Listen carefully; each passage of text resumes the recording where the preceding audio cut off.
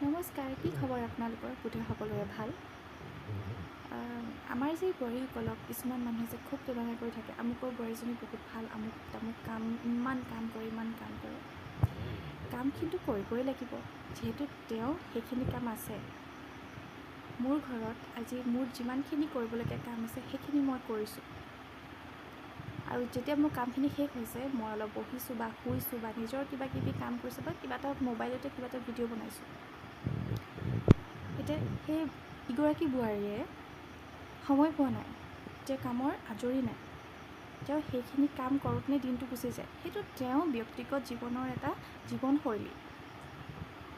মোৰ যিহেতু কামখিনি শেষ হৈছে, মই সেই যিকণ সময় মোৰ কাৰণে আছে সেই সময়কণত মই নিজক দিছোঁ, কিবা এটা কৰিছোঁ বা নাই কৰা যদি শুই আছোঁ, এইটো মোৰ কথা।